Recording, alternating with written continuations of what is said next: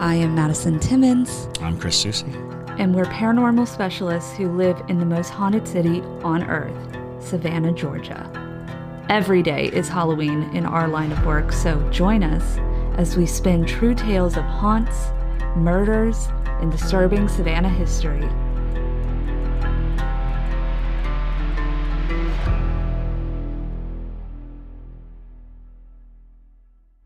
I'm Madison. I'm Chris.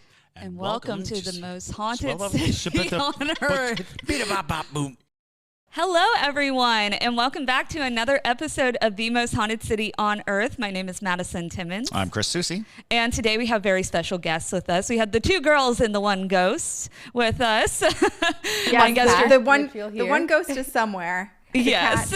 Will make an appearance. We also don't know if it's one ghost or many ghosts. I think the one is just the ethereal all ghosts. Right. But we're The all royal present ghost. here. Yes. Awesome.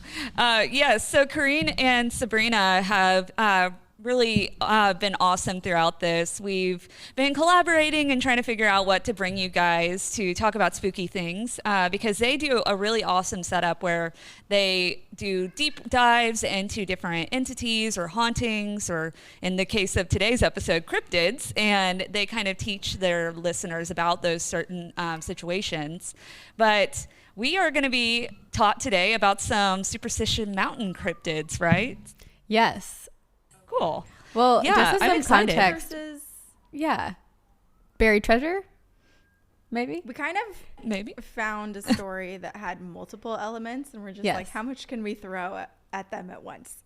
Absolutely. We're all in. Yes. Yeah. Yes. There's And definitely. as some context, Corinne and I love cryptids. Corinne specifically, if you listen to our podcast, Corinne, there's an ongoing joke that's a bit serious that Corinne is going to marry Bigfoot. I love think that. shirts that say Awesome. Bigfoot is my boyfriend. Yeah. I can't believe I didn't wear it today. But I should have. And one of the best gifts I've ever received, I'll have to send you guys a picture of it after. But Jordan Monsell, who's an artist who has a podcast of his own as well, but listens to ours, he painted on a piece of wood, like took a wood stump and painted a portrait of Bigfoot hugging me, and I'm naked. I'm It's like one with nature. Like her little butt. Bigfoot's I like lifting little her rosy up. cheeks. I love It's that. awesome. I freaking love it so much. It's amazing. But yeah, anyway, want we one of love those. cryptids, We do. and everything spooky, just like you guys. So Yeah. We I'm pulled so Awesome. our, excited to be here. we polled our listeners, and Mothman is the one cryptid people would want to go on a date with, or the most wanted. Same. Yeah. Yeah, this one here is I Are love you Mothman. a Mothman gal? Yeah. I am a Mothman stan through and through for sure. But that's awesome. Yeah, I'm going to have to commission that artist to make me a Mothman portrait. Mothman version. Yeah, you really should, because it's incredible. That's awesome. Okay, cool. So, how do you want to start with this? Do you have a specific mountain cryptid you want to go with to start out? Well, we wanted to just share the story of the Superstition Mountains, and then kind of towards the end, Corinne really gets deep into the cryptids of the mountains. I think you guys already know about this cryptid, so I'll be excited to hear your thoughts on it. But This is Arizona, right? This is Arizona, Okay. correct? Yes. Yes. Which Arizona is very, paranormally inclined already. Absolutely. Vortexes and all of that. Yes, certainly. So yeah, the Superstition Mountains and the Lost Dutchman's Gold. This is the story we'll share with you today. This mountain range, the Superstitions, as people call them, is located in Arizona, east of Phoenix. And there are quite a few notable landmarks like the Weaver's Needle, which is an eroded spire of rock that formed because of an explosion of an ancient volcano, which I just think is so fascinating that there are volcanoes, just bubbling underneath our earth everywhere. I know. Just chilling. Photography is so cool. Yes. So next to the Grand Canyon, Superstition Mountain Range is the most photographed and painted landmark in Arizona. And beyond the beauty, Corinne and I love beauty, whatever, great, beautiful landscapes, all of that. But there is something a bit more enticing to the two of us about Superstitions Mountains. Because what is better than photographing wilderness is the potential of hidden treasure. Absolutely. Yeah. We're pirates at heart, I think. Oh, yeah. We want some ill-gotten booty. That's why we need to go visit you guys, because you have a lot of evidence of old pirating and whatnot in the South. So one day we'll make it down. Oh yeah, absolutely. Yeah, you have to go to Tampa, which is where I'm from originally. You got to go there for the pirate stuff. They are the pirate royalty of the South. Yeah. Well, St. and Charleston, of Augustine. course, Charleston, too. famously hanged all the famous On our pirates. list for a while, Yeah. too. One day we're going to get in a van and just travel to all the haunted places in the States. Then we'll take it overseas. It's just going to be a lifelong endeavor. It'll be like a giant Scooby-Doo van, and we'll pick you up on the way. Get in! Hop on in. We'll have to There's Old come up Man with Tucker a the whole custom-made horn for the car. I love it. So treasure. Yes, we're really excited about it. We'll get to more of the treasure details in a little bit, but there are some warnings to heed about Superstition Mountains because there have been countless disappearances and mysterious deaths within the mountain range. And if anyone watches The Office, I wouldn't say I'm superstitious, but we should be a little bit stitious about these mountains. That joke was perfect for this episode. I know. Good job, Sabrina. That's Seriously. I've been watching, I think I'm rewatching The Office for the 20th time currently. Wow. Yes. Okay. So there are people wide-eyed and thrilled, kind of like us, who hear hidden treasure and they're like, oh my gosh, I'm going to go in search of the hidden treasure. But many people who do fail to find the treasure. Actually, no one's found the treasure. And those who go in search of the treasure often do not find riches galore, but lots of gore, perhaps even their death. Mm-hmm. Mm-hmm. Ooh. And so in our research, Sabrina and I were like, okay, well, legends are legends, right? Like, obviously we believe in a lot of them and a lot can happen in order to produce this legend. But in America, when there's cryptids or curses or things like this involved, we like to go back to the people who were here first, the native people, and see what sort of theories or superstitions they had around these locations. So we did that, and everyone should have listened to them. Spoiler alert, they didn't. but the native tribes, the Pima and the Apache people, they believed that there was something really, really powerful in the mountains. They were calling it this thunder god who would strike any trespassers to death. And every day and every night, these people, they would hear ominous sounds emanating from the mountains. So clearly they had reason to believe that there was something creepy going on in the Superstition Mountains. Yeah. Ooh. Otherworldly. So they were really fearful, and they were really careful about keeping a safe distance from these mountains and from this godly being. But then, of course, as we know, in 1540, the Spanish conquistadors, they came to Arizona in search of gold. And the local tribes, they warned all the Spaniards. They were like, hey, here's what we think is going on in these mountains. You should not approach it. It's super dangerous. This mountain region is not to be fucked with. Like, I know you love gold and greed, but save yourself, man. And no one obeyed these warnings. No one heeded the warnings, right? Like, of course, everybody goes in exploring deep into the mountains, and shockingly, they disappeared and died. So it was the wrong choice for them, for sure. No gold, glory, or God for them. So. Yeah. Right? Yeah. They were I mean, warned. I will say, I feel like there is no matter how much danger is associated with something, like, isn't there a little part of you that's still like, what if I do this? What if I go and find the truth? Oh, absolutely. What if I do one exception? Right? Yes. Some would call that intrusive thoughts, but some people. Well, I'm we ruled like by to, them. yeah. a regular part of my life. Yes. Corinne might be led by intrusive thoughts, so It yeah. is. They're not so intrusive if you invite them in. Yeah, right? exactly. Intrusive only to everyone else around me. Like, whoa. Some thoughts are better inside. But for these guys, all of these conquistadors and these gold seekers, these treasure hunters, they were like, whatever, like, who cares? That's just a bunch of hocus pocus. And so they ventured off into the mountains, and one by one, they were picked off.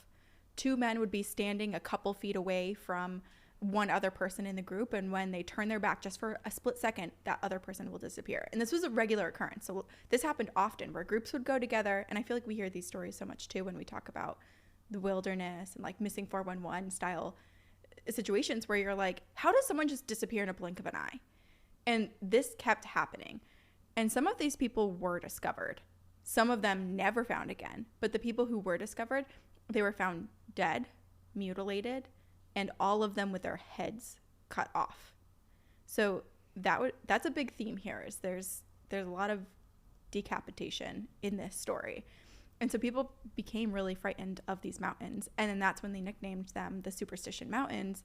And this was then known as this terrible and evil and frightening place that might have gold, but also will probably kill you. Yeah, they were literally losing their heads for this gold. Be rolling in this episode. Yes. Yes. Wow. Interesting. You know, it kind of sounds like a session of D&D a little bit, but that's interesting. So it is wild. There's so much that gets thrown at these people too. Is there another mountain range somewhere in the world that is called like the Beheading Mountains? Oh. Or the Beheaded Hills, where people go in and they are decapitated? It is like a normal thing. I don't know if it's a Superstition Mountains, but I think there is another range somewhere that's worth looking up. Right, because I remember hearing a story once about it was these like 18-inch dwarves or whatever that lived on a certain mountain, and I think that that cryptid, that creature, was associated with beheading people on that mountain, and I cannot for the life of me remember where it is. Yeah, I was like, it seems like it's possible that it's a TikTok trend right now. Is talking about the beheading mountains, well, or it's you're like so something popular on TikTok. We love stalking your page. Something relatively recently came up about that conversation that there's an area where people's heads are just popped right off. I would like to say that if you're dealing with like a Sasquatch like thing, and it's just grabbing you out of the woods, grabbing you by the head, and the Bucking you force. out. Yeah. makes a lot of sense, and wiggling you around. Yeah. Okay, before we all walk away at the end of the day, we need to figure out where this place is, because I think it's important to know where people are getting decapitated so that we hang on. not go there. We have my handy dandy pocket computer. yes. It is one of those things that the more that we talk about the paranormal and just the things that go on in the world, or bump in the night, makes me want to stay home a lot more, because it's kind of like you don't know what you're going to get wherever you are. If there's mountain ranges where it's known for beheadings and disappearances. Oh, it's West Virginia. Oh, West Virginia. Decapitated mountains. That sounds about right. West Virginia. Hey, at least it's named appropriately, right? Because we Right. can't just accidentally go to Right. decapitate. Right. You should know. Oh, Because no. Superstitions is like, throw some salt over my shoulder. It's like how did I Decapitation get Mountain. here? Your crystals can't save you here. No. In the dwarves of West Virginia. These dwarves, I swear, dwarves are not to be trusted. They come across so cute, and they're not. Everything within that genre is just so, to steal a word that Sabrina uses more than me, it's so befuddling. Like, I'm just like, I don't know what to make of it, because there's so much trickery, and it's like, Yeah.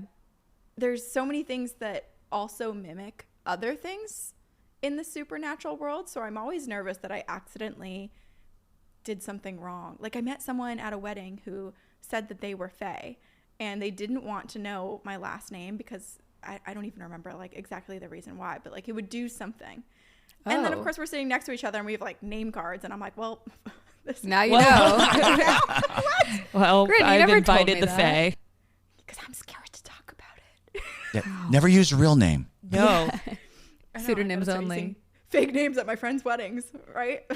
We actually had a listener share a story with us, and this is maybe one of the most bizarre stories we've ever, but also like enrapturing stories we've ever heard, of a guy who, I think it was on an eclipse, with a group of his friends, went to these hot springs, and while they were there, they heard another woman, and they were all entranced by her, and one guy ended up having sex with this woman.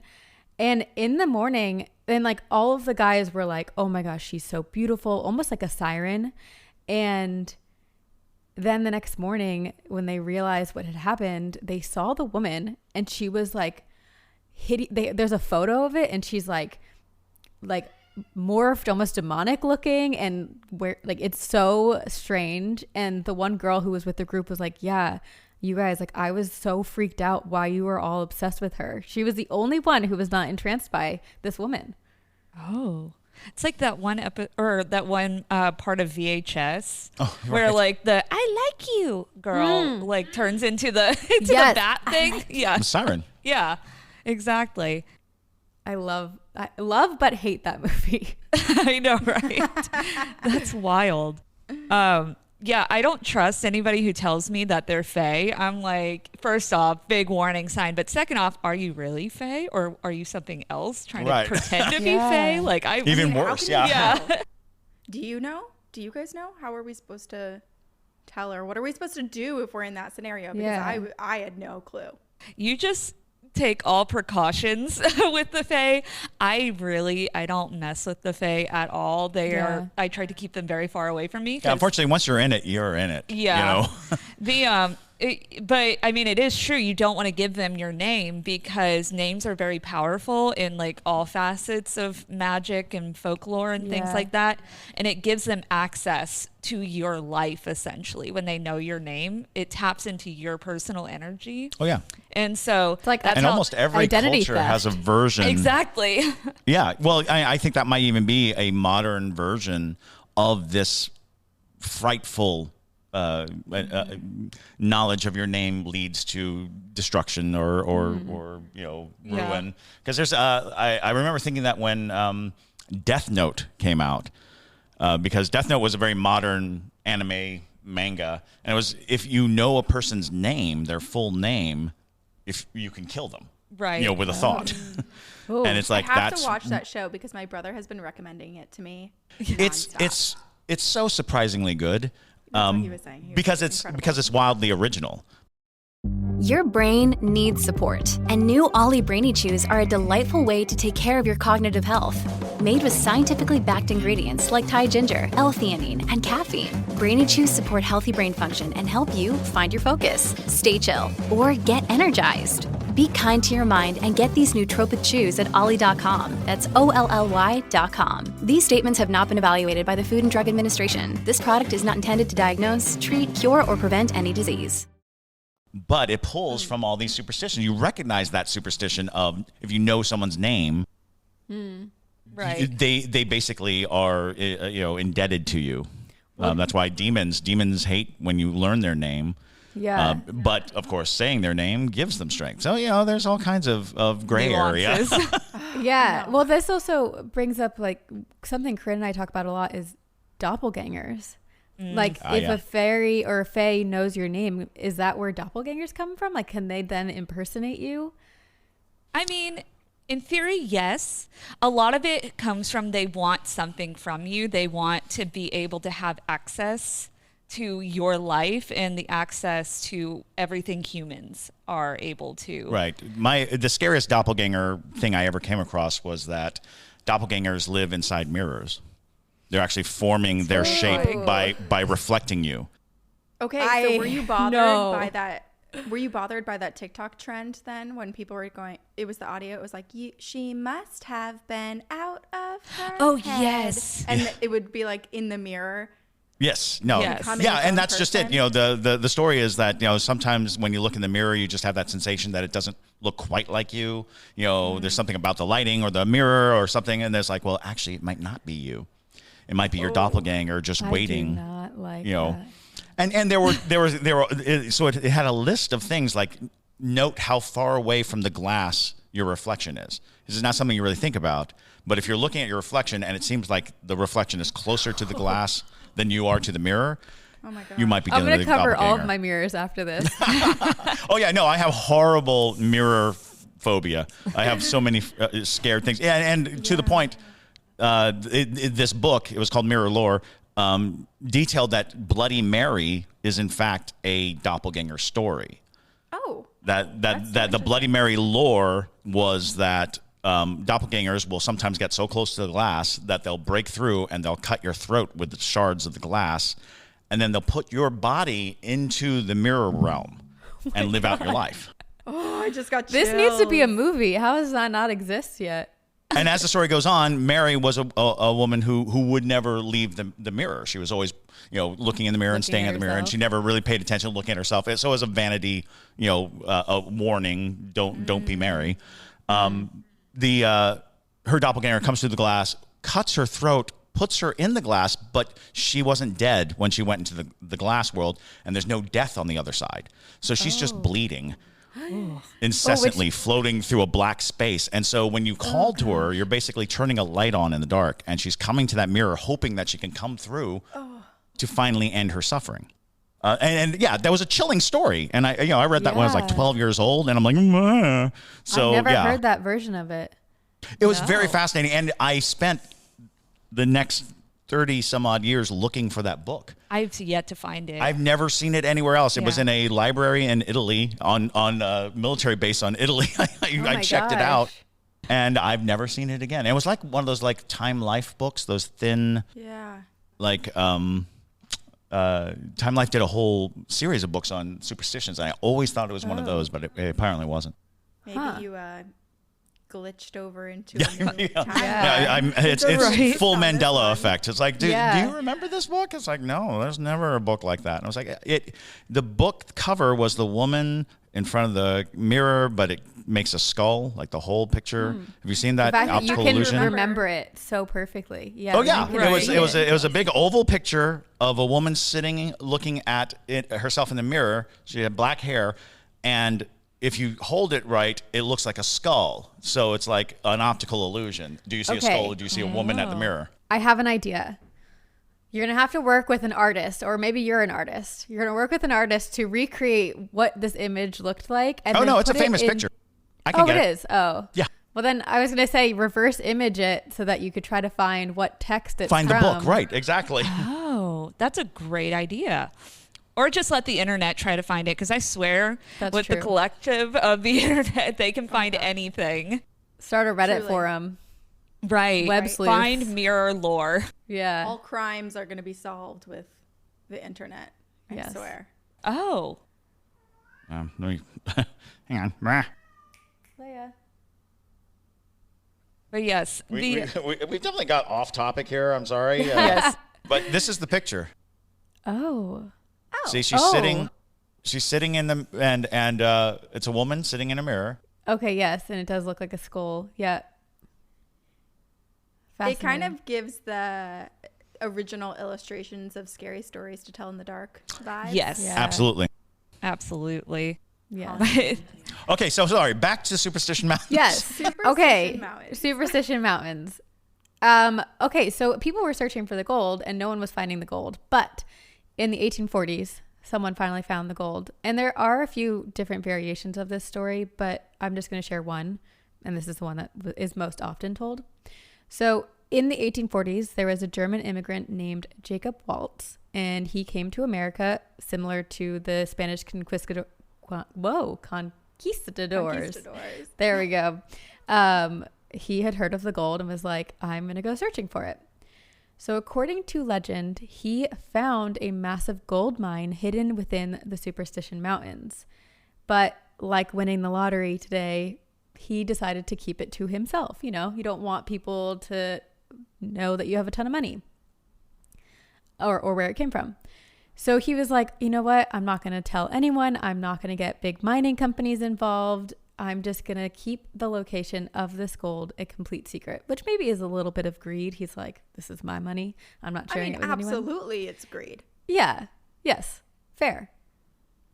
And so he was the only person to know the location, and he refused to get anyone else involved. And he was also afraid that if the government found out, that they would then basically say, this is government land. We own this. You don't have any right to it. But this is where it gets even more mysterious. So people in town would say that Waltz would show up occasionally out of nowhere with nuggets of gold and would buy lots of drinks at the local pub, saloon. And when people would ask him about the gold, he would just get very weird and shifty and not answer any questions. And so rumors began to spread around the town that Waltz had found the gold, which of course, meant people were like, okay, let's follow him into the mountains, stalk him through his little trek, and find the gold for ourselves. But Waltz was a bit smart. He knew how people were onto him, and so he familiarized himself really, really well with the terrain of the Superstition Mountains. And when he knew that people were following him, he would like zigzag through the mountains and basically lead these people into the middle of nowhere and lose them. And then these people would just like get stuck and lost in the mountains. Sadly, some of those people died because they just did not know how to get out, and they didn't find the gold. There was one. Leia is running around like crazy. She's like, I want the gold. Yeah. What if she knows where it is? Yeah, she's like, listen. Reincarnated. She's Jacob Waltz. She's like, oh, finally my moment. Right. So there was one occasion where Waltz was, heading out into the mountains, supposedly towards his gold. And there were two men who just would not give up. They were really adept in staying on Waltz's trail, and he couldn't lose them. So Waltz just turned around and shot the both of them and killed them. And that's, so really greed is going on there. Yeah. The mystery remained even when Waltz apparently sold around $250,000 worth of gold to the U.S. Mint in the 1800s, which in today's money is like $5.5 million. So still, somehow no one knows where the location is. Waltz is just like waltzing around. I wonder if that's where the term comes from, with his gold. and until raking in money. Truly. And then in 1891, Waltz was on his deathbed, and he's tired, worn down, and he calls upon Julia Thomas, who is the owner of the boarding house that he was living in, and apparently a woman he had forged a nice bond with. He really valued her, and she had kind of taken care of him in his older age. And as he was fading into the light, slipping past into the next life or onto the ether, wherever it may be, that's on the other side, he whispered the location to Julia and slipped a piece of paper into her hand that was said to have a map, a hand-drawn map with the location of the gold. Ooh. Unfortunately, Julia hired two men to go in search of the gold, and they followed this map. She heard the location from Jacob Waltz, and they could never find it. Never. That's weird. Such a bummer. You think you're so close to a huge fortune. Yeah. You're like, X marks the spot. I finally have it. The dwarves they had took it. the information. The right. dwarves. The creatures of the mountain. Yeah. Yeah, well, true. that's my biggest question is like, is there an entity within these mountains that kind of almost like strikes a deal with Jacob Waltz or with someone who does end up finding the gold, and there's rules, you can't tell anyone about it? Or what did Jacob Waltz have to give up in order to find the gold? Right. I guess we'll never know. And gold is such a curiosity because it is revered around the world as this high value thing. But when you take into like ancient cultures, it's like, what was it that was so valuable about it? Was it that it was shiny? Right. Because like you asked today, it's like, well, it's an excellent electromagnetic conductor. It's like, yeah, well, ancient Egyptians didn't care about that, did they? Right. Or maybe they did. Maybe they knew something we didn't know, because the value of gold is so prevalent around the world. And it's like, it was a shiny rock, but there were lots of shiny rock. Yes. Right. There was silver. Yes. There was, platinum. There was, right. Even iron funny. Still became more useful than gold. Make up our own constructs. Like, that's valuable. What's to say, like, we can't be like, oh, this little dirt soil is like very valuable, and like it's like kind of like Bitcoin and those things. Like there's famously, the Dutch made tulips their currency. And then one year a frost came through. Oh yeah, they were using tulips, and they're like tulips as currency. And then a huge frost came, and they went bankrupt. Like the entire country just like went belly up because of it. But it's interesting because also responsible. They dyed carrots orange, and then that is why all of our carrots are orange. I think they're naturally more white and purple. White, like a white root. Yeah, absolutely. Mm-hmm. That makes so much sense. Mm-hmm. Wow, I didn't know that. There is this sneaky Dutch psychological term, and I don't know it off the top of my head, but there is a human fascination with shiny objects. Oh, sure. And I think they talk about this with Dahmer and like why he had a fascination with like severing bodies and possibly post-mortem sex is because of the glistening of blood. Like there is a psychological attachment and view of what is beautiful and shiny. So the moral of this episode is that we're really all just crows. Basically, ooh, shiny, ooh, shiny. Yes. Well, and more to the point is in most folklore, gold is the currency of the fae, or the Right. Rumpelstiltskin's a great example. Yeah. Able to do anything with gold, and the exchange being you give them something dear to you and you get Yeah. gold in return. So maybe Waltz was going out and having commerce with some kind of supernatural being that just had a lot of gold and was like, Yeah, there you go. He had a Or cryptid even I'm thinking club. about like Right. Bring us people to kill and we'll give you gold. Yeah. yeah, totally. Or just all of the times when people have like time slips into other dimensions, it's almost Sure. like me think like, what if there was this portal that just kind of either opened or didn't in this certain area, and Jacob was lucky enough to find it and just went every day, and maybe it was open, maybe it wasn't, but if it was, he got to enter into this Stock space up. with all of this gold. Right. It's That's like very possible. Gringotts, the Yes. Gringotts of the mountain. I like that. I like that theory. Yeah, that's- Gringotts of the mountains. Gringotts of the mountains. Gringotts of the mountains. Okay, well, there are so many disappearances, so many beheadings, so many things that happened in Superstition Mountains before Jacob Waltz was even there. So he didn't start the lore at all in terms of beheadings. Like, this happened far before Jacob. He just happened to be this lucky one in the middle of the hunt for gold on Superstition Mountains. There were these two men, Sims Eli and Jim Bark, who spent 25 years searching for the gold here, but never found anything. And they were the ones that coined it the Lost Dutchman mine. And when Sabrina and I were talking about this, Sabrina, I'm gonna make you repeat the joke that you told me, because I thought it was funny. Well, because this was after Jacob Waltz, I'm pretty sure. So these Yes. two men came in search of the gold afterwards, and Jacob Waltz was from Germany. So I was like, well, no, duh, they couldn't find the gold because they didn't even, like, they called it the Lost Dutchman, but Jacob Waltz was from Germany. Yeah. If they don't know their geography, how are Horrible they at going to find geography. it? Terrible Very with maps. corny, terrible joke, but yes. No, but I mean, now But it's I kinda don't have true. any faith in Sims Eli and Jim Bark anymore, right? Like, Right. they're horrible at geography. They couldn't and even maps, like- identify Waltz as a Right. German. Yeah. Yeah. Of course, you spent 20 plus years looking for gold and never found it. Come on.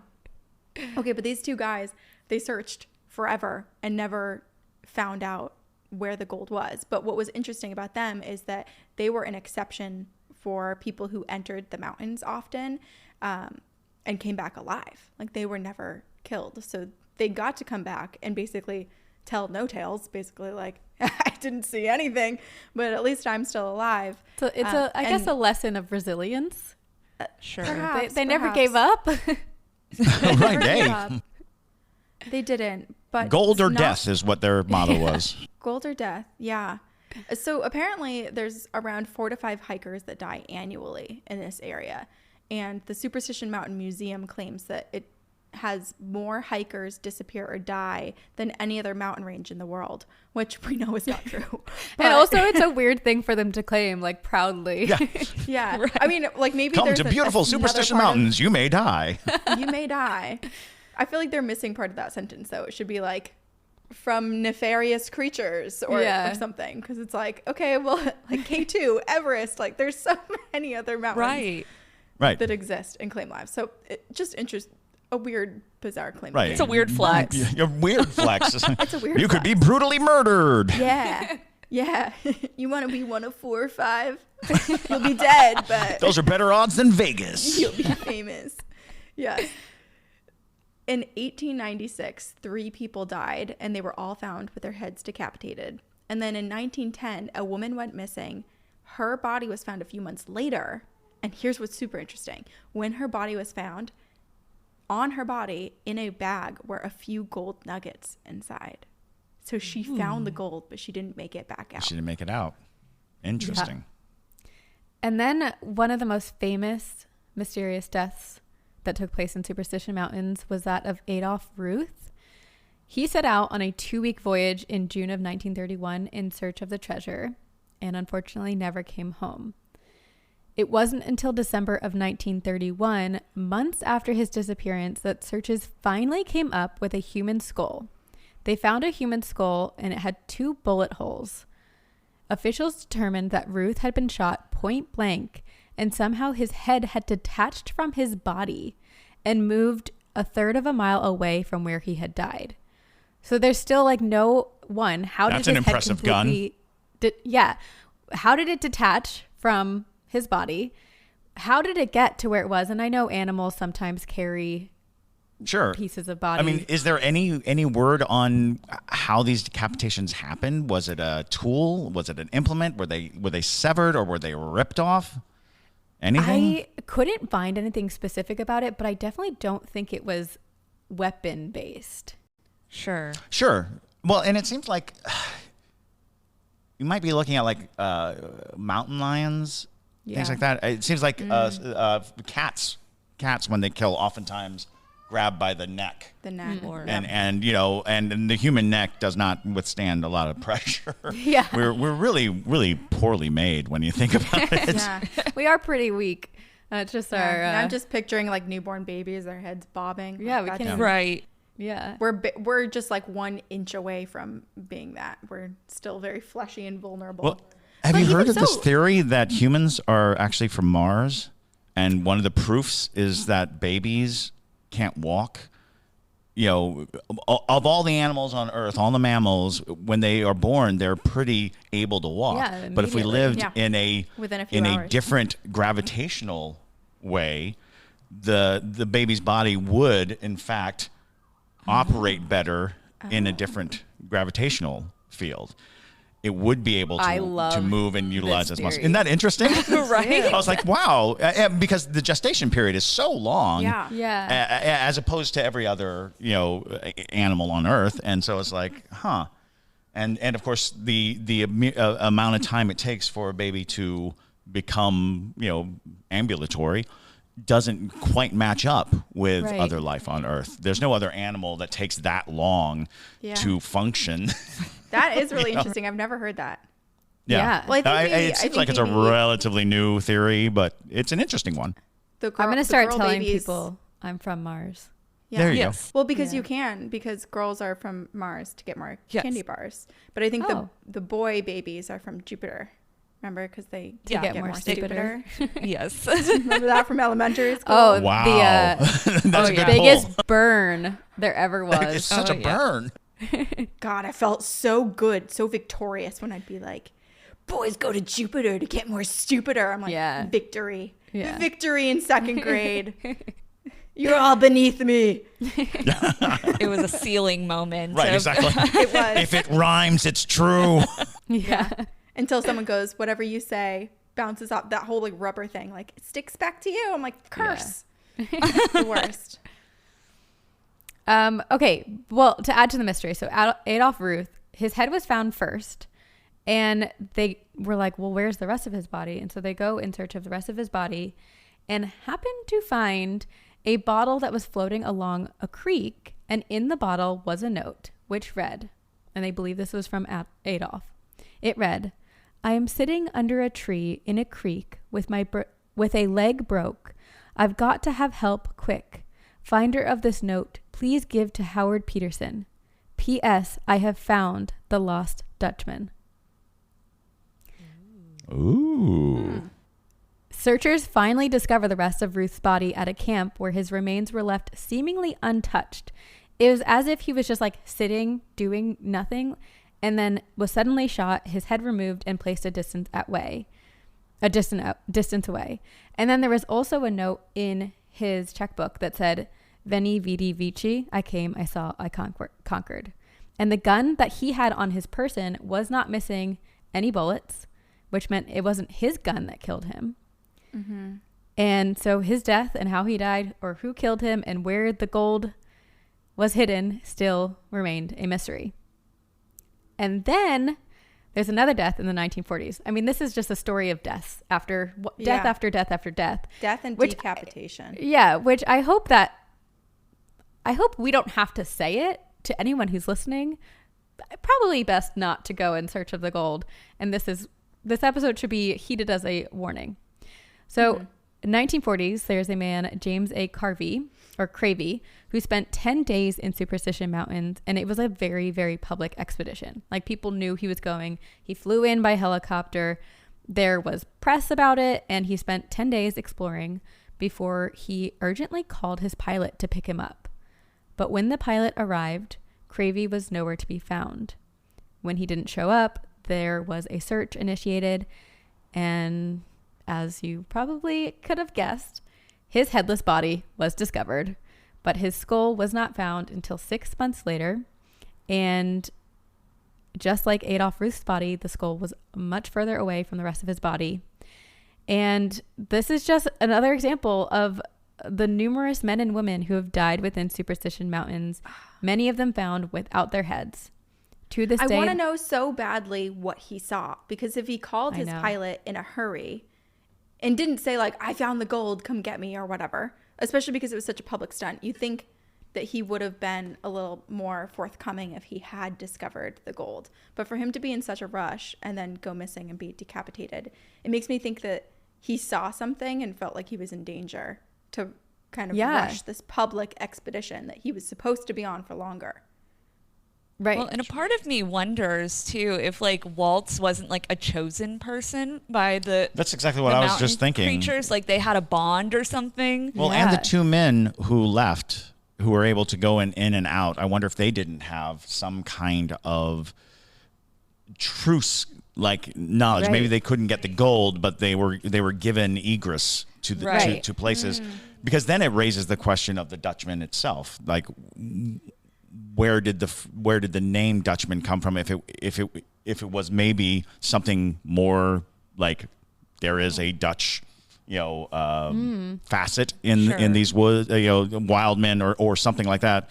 Or of course, the first thing that came to my mind, of course, is the Dutchman, the famous ghost ship.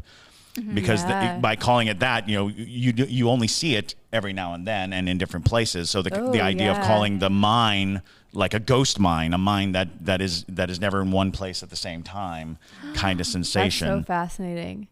I just got chills. Which maybe in this that's sense, why people don't know where it is. It just never appears in the same spot. It never appears in the same spot, right? Yeah. It's and maybe they were onto that when they called it the Dutchman mine. It was like we're chasing a ghost. Okay, well then this makes gold way more valuable, and I get why gold was the currency. Right. Okay, so speaking of this, so Jacob Waltz is pretty much the only person who had found the gold, and I do believe that it's very possible he had some arrangement or he was chosen, but there is one other person who is assumed and believed to have found the gold, and his name was James Kidd. And he was very, very rich, like sickeningly rich. And no one knew where he got this wealth. But he also spent a lot of time in the mountain range and would make quick trips similar to Jacob Waltz. And all of a sudden in 1949, James Kidd disappeared, gone. And people were like, did he die? What happened? Like there was no evidence of him picking up and leaving with his wealth because he left his fortune behind. And in his will, this is what makes me even more convinced that there is something much bigger and more supernatural happening. Because in his will, he said that his whole estate will go to anyone who could prove that ghosts existed. Ooh. Yeah, I was going to say, I know about James Kidd's will. I didn't realize that his wealth came from anything other than, but yeah. Interesting. Did anyone get his estate? Because I feel like the four of us here could prove the existence of ghosts and reap the benefits of this estate. Proof is a very difficult thing. Because I've seen plenty of evidence and plenty of what we would assume is viable, even scientific proof in some cases. But the truth of the matter is, as a society, we're so stubborn against it that it has to be something so infallible, so universally recognized, that proof is subjective. Right. I would still like my cut, but I want to say, I heard of James Kidd from a TV show that was going to attempt to get the inheritance, or fulfill that thing, but of course they couldn't. So I wonder where that money is sitting. Yeah, right. The four of us need to do the reboot. And just right, the reboot. The hunt for James Kidd's estate. Well, because there's also some man, God, I want to say in Nebraska, who buried his entire estate and created a treasure hunt when he died. He was like, good luck, and he dies, and now there are people just digging all throughout Nebraska. Oh my God. I kind of want to do that, but make it seem like I have a really big estate to leave behind, and then if someone finds it, it's it's my overall collection. Literally. My dad actually had a mini version of a treasure hunt happen to him when he was in his late teens. He was working for some man locally in New Hampshire and was helping him with things on his property and just taking care of things. And my dad was like, this was the nicest guy in the world. He was so caring. He was so generous. And he was just someone my dad really looked up to. And many years later, this man, after my dad has lived life, gone to college, has a family, whatever, this man had passed away, and his wife was left behind basically a treasure map of he buried a lot of their money because he was nervous about people coming. So he left her this sort of not very clear treasure map of the property. And so she reached out to my dad, who'd spent so much time with this man and on their property, for help. And my dad was like, I think that this is where your barn sits. And so she had a few, I think maybe her own relatives, go into the barn and dig where my dad thought the X was. And they found all of his money buried. Oh my gosh. Oh. That's fantastic. Did your dad get a cut? I feel like. No. He didn't need any. The guy was so generous. I think he gave my dad some money for college or clothes. He was just so kind to begin with. So wow. Yeah, my dad. That's amazing. Are you familiar to help with the treasure? Are you familiar with The Secret? No. So it was a book published in the 80s where a man went all around the country and buried little ceramic jars all around the country. And the book is a bunch of poems that are supposed to tell you where these things are found. He was certain that every one of them would have been found a few years after publication. As of right now, only 4 of the 12 have been found.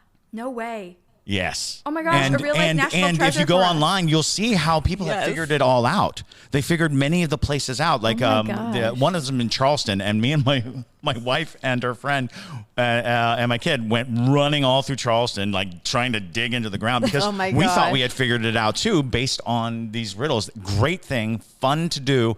It's a treasure hunt. It's called The Secret. It's still out there, and there are lots of people working on it. Oh my Did God. you ever read Ready Player One? Because that kind of reminds me. Oh, yeah. Of that. Yeah. Wow. The people from Adak Island, I'm sure, are probably going to be the ones to find it. Right. Have you watched that series on Netflix where it's the people looking for gold on Adak, which is a little tiny. I've seen a few of the episodes. Yeah. Yeah, I'm looking forward to season 2, and I won't spoil anything, Right, sure. but you can imagine where that's going if there's going to be a season 2. But I feel like you guys would enjoy that if you like treasure hunting, because it's literally this tiny, tiny island off of Alaska. It's the southernmost point of Alaska, I want to say. And it was a military base. And so there was a pirate who had buried his gold all over this island. But when the military came in, they buried a bunch of missiles and things like that, explosive devices in the ground, and they're still there. So it's really hard to pinpoint where the gold is without hitting a missile. It's like a real life game of Minesweeper. Literally, it is the most wild Risking thing. your life for this treasure. I think I watched 2 episodes of that first season, and it really is, for how much they don't find necessarily in the first season, it is very like you're on the edge of your seat the whole time because of exactly what you said, where like is it gold or are you about to blow up on television, basically. Yes. Yeah. Well, I It is mean, really they scary. have the mayor of the town of like 12 people. So they have him there, and he is very safe. So, that kills the vibe a little bit because they're like, like just let him dig. It probably isn't a missile. It probably isn't a missile. There's a good chance it's not a missile. If you have a town of 12 people and 3 people die, that doesn't look good for you. Right? It's a quarter of your population. Well, a lot of these people they're like supposedly like treasure hunting experts, allegedly, the people they bring in. Because it was like one woman who's a scientist, and then there's these 2 guys that are like super crafty with metal, and they can makeshift devices out of scraps essentially. And then you've got the mayor who's like who's just there to be annoying essentially. So I want to see them find this treasure though so badly. Invested, yeah, absolutely. Yeah, I'm invested and I haven't even seen it yet. Okay. When does season 2 come out? Do you know? I have no idea. I'm sure it'll come out soon. They had to like end because the frost came in because the ground freezes, and so you're not able to dig for like a long period of time. So I'm hoping that it will be coming up soon. But yeah. Wow. Okay, we're definitely gonna watch that. I also just realized as we were talking that I'm drinking from one of our 2 Girls One Ghost mugs, but this right here says "Ill-Gotten Booty Popper," and it's a little seductive pirate with his big old booty just posing on the treasure. With his treasure. Yar. So love it. It's fitting for today. Yes. It's perfect. Okay, we're about to get to the cryptid, or the cryptids of Superstition Mountains. But there is a couple beliefs before we get to that. So the local tribes in the area, some have said that there is a hole within Superstition Mountains that leads down into hell, and that great dust storms that cover the valley are caused by the wind that blows from the mouth of hell. So they, like we started out telling this story, like they have a great fear of this land, which then, means they respect it and are very cautious and careful and are like, okay, there's something bigger than us here. We're going to respect this land. And clearly it doesn't want us trespassing, so we're not going to. But of course, many of us do. The other theory that I'm not really sure about, but Jacob Waltz, because he didn't die until 1891 and death started happening before that time. But part of me is wondering if his spirit is lingering there and still continuously leading people astray. Maybe he did make a deal with whatever this greater being is to basically sacrifice people. So, I don't know. I don't think we'll ever really know. Sure. But, it's fun to theorize.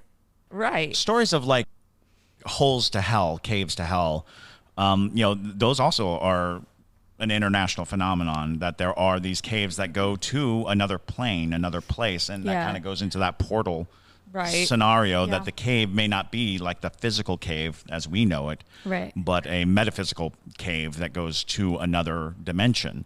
And it's very possible that you have to have very specific physiology, a very specific, energy pattern. Like Waltz may have been just that kind of person that can activate and or find this portal that they kind of like Goatman's Bridge. Kind of like Goatman's Bridge, yeah, absolutely. If you guys aren't familiar with Goatman's Bridge, basically it's a bridge that allegedly you're able to go at a certain time and knock on the bridge and the Goatman appears, but people have also found that there is a portal of some sort that they believe leads to hell, more than likely just leading into some level of the plane of some sort.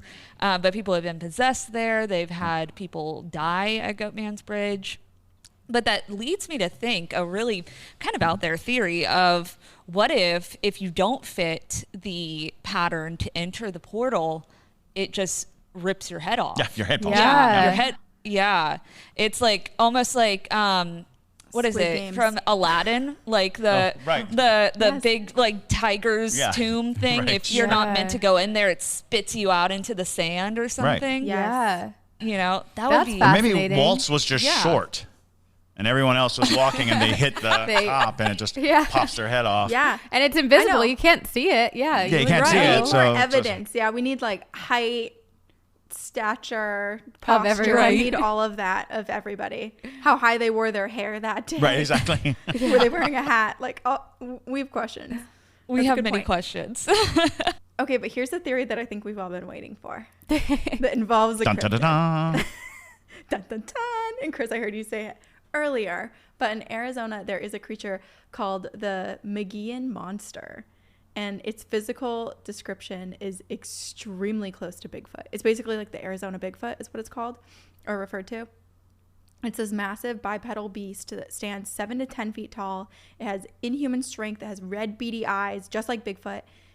People have said, who have seen it and survived, they say that it has this long, matted black or red brown hair covering its whole body. I've also seen a few people say that the one that they saw had white hair, and that around its face, it's not quite as hairy. So it's not like really Chewbacca-esque, like it's a little bit more ape-like around the face. And then the hair begins kind of at the side of the face, covering the whole body with some missing parts around its chest. Its fingers are super long, talon-like basically, super sharp with like 2-inch long talons at the end of its nails. And one of the common traits of Bigfoot is that Bigfoot doesn't smell too great. And that is true of the Magean monster too. So people who've gone near it have said it reeks, like it is rancid. They said it smells like, if you can imagine urine and feces and dead fish mixed together, that is what it smells like. So it's super And gross. Why would I? And Corinne, you are attracted to this? Or super sexy, depending on whatever you're into. You know, It's called musk. Yeah. It's musk. It's nature. I mean, it makes sense that it would smell just awful because I don't imagine something considered a monster would take much time for their personal hygiene. No. You know, they're probably like, I'm a monster anyways. You know, it's Yeah, whatever. And too, like another thing with this monster / probably Arizona Bigfoot is that people say that the woods go quiet when it's near. So like right before they have an encounter, it's completely quiet and they don't hear anything, and then it suddenly like announces itself really violently and really viciously. So we know that it's in Superstition Mountains because in the 1920s there were 2 men who entered who entered into Superstition Mountains in search of gold, and these 2 guys brought a 450-pound donkey with them. So the donkey was carrying their supplies in and hopefully carrying some gold out. Are That was the donkeys plan. that heavy? yeah, that's a chunky 450 donkey. pounds. Whoa. You Okay. want the strongest and biggest donkey you can find. Yeah, of course. Yeah, I don't know. They're big boys. Yeah. Yeah, But in the that's middle- only like 150 pounds more than me. So I know. I could go with Given how much I weigh, I'm like, oh, well, I don't think it's that big. go donkey. Yeah, it's half of me. So, or I get not half of me. Oh, Corinne. What? You look great for 850 pounds. Oh my god, I know. That's Catch me amazing. on TLC, What kind of camera are you using? I'm surprisingly heavy. I've always said it's like my greatest asset because if someone were to kidnap me and try to pick me up, I'd buy myself a couple seconds by the amount of shock that they'd probably experience lifting what they think is a lot lighter than it actually is. Because I've seen it on many people's faces before when they try to lift me, and I'm like, ooh, that's an asset. I'm going to use that. Yes. Hopefully not in the future, but if I have to, it's there for me. So I don't think I would win against the Magean monster, though, because this thing is massive. And in the middle of the night with these 2 guys and the donkey, it suddenly appeared. A 9-foot creature appeared this Bigfoot ape, and plucked the donkey, like under its arm basically, and just swiftly took off with it. So there was no struggle, nothing. It was like the easiest thing ever for this creature to lift this 450-pound donkey and just run away with it. Oh. Well, that's going to pop a person's head off. Right. If he's that strong, just grab it and pop. Right. Yes. And then in 1903, there was a man named I.W. Stevens who came across a beast that matched the same description in the Superstition Mountains. And he said that he was watching the creature. He like happened upon it, and the creature was standing over two cougars. So you were just talking about like mountain lions and their ability to kind of like snap people's necks and take a head with them. But this creature was killing these mountain lions, killing the cougars, and drinking its blood. At least that's what this guy thought he was witnessing. And then the creature, what did you say? Chupacabra-esque. Yeah. Very chupacabra-esque, yes. I mean, all the same geographical area as chupacabras. Sure, the region. Too. Yeah. So, very possible that there's just like bloodthirsty monsters throughout the southern United States. It's like Mama Chupacabra. Well, when you think of desert too, just the idea of very thirsty things, resorting to just drinking blood as a source of sustenance and to cure that thirst. If you're not near a lot of water sources, you could see that being a resource. Nothing quenches your thirst like some fresh blood. Oh, yeah. Popping the head off of a miner. And just gong, gong, gong, gong. I mean, maybe similar to the Dahmer thing and crows. Right. Maybe the blood is the shininess also gets shiny. Golden blood for this. Now I want to know what that term is. I'm going to look it up. Yeah, look it up. Let's see. Look it up. Okay, but this guy who approaches or accidentally approaches this monster in the woods, he's watching this creature drink the blood of cougars, and then the creature notices him, and he's obviously shitting himself. And the creature apparently like picks up a stick or something of some sorts and starts waving it at him really aggressively and lets out what he described as this unearthly screech. Just like a horrifying scream. And other people who've also thought that they heard this monster said that it sounds a lot like a woman like screaming, like blood-curdling scream. Okay, here's why I think that this monster is responsible for all of the people whose heads roll down the mountain. It's because not only has this monster been seen multiple times, I'm just going to start calling him Bigfoot. Not only has the Arizona Bigfoot been seen multiple times, it is said to be extremely territorial and extremely aggressive, and it is known to decapitate deer and other wildlife before eating them. That right there is the MO, right? Sounds like our culprit. The only thing that's missing is like it didn't eat the bodies of people, but maybe it doesn't like the taste. The taste might be a little off, yeah. Huh. Yeah. They might think it's a little yucky. When you think of something that is that powerful and that strong, finding the quickest and easiest way to kill an animal, but removing the head is the quickest and easiest way to kill an animal. So, that kind of makes sense. If you're that strong, it's like, I'm not going to fight. I'm not going to waste my time. Well, I'm clearly, just going to rip the head off. It's very nonchalant. It's very nonchalant, just in its actions of being like, this donkey is mine now. Peace out, things like that. It's also interesting that it picked up a stick. Yeah. To, get off my lawn, that kind of like notion that it would grab a stick. But it's possible too that it doesn't recognize, if it sees a human in that form, it's thinking it's a type of the same creature. Right.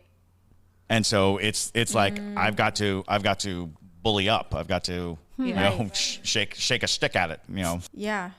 And too, now that we're talking about it, it's making me think like, what if, I know some of the other animals like deer are said to have been eaten, but like the cougars were seen getting the blood drink from them. So I'm wondering what if this creature really is after just blood and pops the head off, throws it, and it's so strong that it does end up far away. Yeah. Right. 100, 200 yards away because it's like the strongest creature on earth, and then just drinks the blood. And so when people find someone's body days later and there's not much blood there, it would be hard to tell that it was exsanguinated. Yeah. Right. Yeah. So maybe that's it. Well, the point being is don't go wandering into these mountains because because clearly people are like excited when they're like, "Oh, we got another one." Well, plus one decapitation is bad enough. A series of decapitations should be a clear indicator that this is not a place you want to visit. Right. Once it's like, oh, that place is known for decapitation. Like a caution sign. Like enter at your own risk. Beware of rolling heads. Totally. Yeah. Totally. And too, it's like this stuff has been happening for centuries. And Arizona Bigfoot, the Migan monster, has been seen. I think the last sighting that I saw online was like 2010 or something. Like people are still experiencing this creature. Oh, well, this is also. Which also means people are still going out there. Right. Stop it. Yes. People are. I think there's like regular hiking trails. Yeah. Which is the problem. Well, maybe if you stay along the trails, it's okay. It's if you venture off. Yeah. Mm-hmm. Okay, but have you guys heard about the theory that I'm sure you have, the Bigfoot is an interdimensional being? Oh, yeah. Yeah. Absolutely. Could this also have to do with a portal of sorts, maybe? Of course. Oh, yeah. I mean, if there's because there's a story from the indigenous peoples of this cave to hell, which I've always thought when they tell stories like that, it's probably not a physical cave. It's probably a metaphysical cave. It's and so that concept being, things that live on the other side can just come and go, and and their existence is probably, we live in a hot, arid, weird place, and then a hole opens up and it's, flush with vegetation and life. And so, it would seem very welcoming to go into the woods. If the alternative is, a place covered in gold rocks and little else. Well, and I mean, too, it would also make sense with the smell if they're coming out of that, portal to hell, if you will, because you see that a lot with demon lore. That's right. That they smell Sulfurish. exactly. They smell like sulfur because that's supposedly what hell smells like. And it just, the trace of it comes with them. Right. So that would be interesting if they're basically guarding this portal, like they're essentially a guardian spirit of some sorts. And if you happen upon it on accident, it's like, boop, and it's like, great, some nourishment along the way, Which also kind of accounts for a lot of. Go ahead. I was going to say that also aligns with a lot of demon accounts, a lot of accounts of these demonic forces that show up.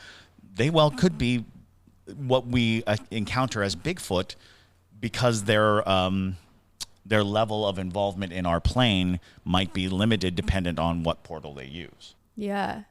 It also makes me wonder now if their smell is not necessarily based on where they're coming from, but this traveling between portals, like, I don't know, I'm imagining like a quick shock of electricity. Like if that travel causes a certain smell.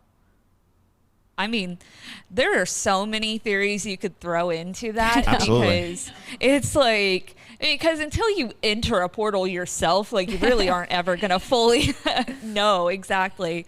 A lot of theories are just spitballing. So. Sure. Yeah, because the idea of like traveling to another plane, like through meditation versus physically going. Physically, you might be walking through a field of just foul smelling stuff, just to get to the other side. You're just piercing a membrane, and that membrane is like gooey and smelly. Yeah, I mean, astral projections, we could have a whole other episode about that. But oh my gosh. Absolutely. It's so fascinating. It is fascinating, but also horrifying in so many facets. But I did it once by accident. It was scary. Oh boy. Yeah, by accident, it's horrifying. I was like snapped awake by a voice whispering in my ear, and I could feel it in my physical body that said, "Wake up." And I felt myself like completely return to my body, and I sprung awake, like sat back up, kind of like you see in horror movies. Like I truly was snapped back into my body. Ooh. Wow. Oof.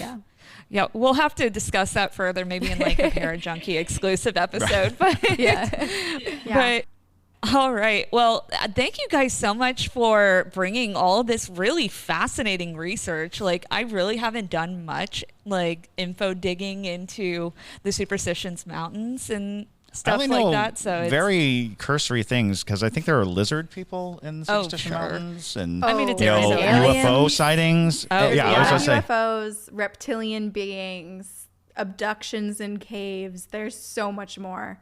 But we would be 4 hours in if we told you guys everything. Yeah. Right, exactly. You'll just have to do you a back part 2 sometime. yourselves. Yes. But yeah, thank you guys so much for joining us today. This has been so fascinating, and I'm definitely going to do some more diving into this because I am very curious about this portal to hell and Bigfoot Claw Daddy over here. Claw Daddy. Yes. That should be a shirt. Bigfoot Claw Right? Daddy. You gotta get some JT merch. add it to the merch list. Claw Daddy. But Well, thank you for having us. This was so much fun. yes, and if you guys don't listen to their podcast, you definitely should be. Obviously, this aligns very well with the stuff that we already talk about, so it's just even more paranormal, spooky things to listen to. So you can find them under Two Girls, One Ghost. And do you guys have anything you want to plug before we get wrapped up? No, just come listen to us. And Come if you hear an listen. Yes. If you hear an EVP, let us know, because a lot of people do, and we're trying to sort of like catalog all the places that we've had paranormal activity creep into our podcast. Well, also, it's your podcast is the most haunted city on earth podcast, and we call our podcast the most haunted podcast in America because our listeners have had countless experiences while listening to our podcast. Oh boy, That's amazing. Some people take breaks, but just, come in open-minded. Try not to haunt you. Yeah, a lot of our listeners as well, they can definitely say that they've had a lot of paranormal experiences, and some people lean into it and like to listen to more about their paranormal experiences. But yes, so thank you guys for listening today. If you don't already follow us on social media, you can follow us under Haunted City Podcasts on all platforms. And if you want to become a Parajunkie, you can follow us over on Patreon, get all sorts of exclusive content. JT and I are actually going to Lake Lanier next week, which is the super haunted lake, which so that'll be fun. Let you know if I feel like I'm getting dragged down by anything. I hope not. I'll keep you I know, right? I'll keep you updated. But with that though, thank you guys again. My name is Madison Timmons, I'm Chris Susi. and stay spooky, y'all.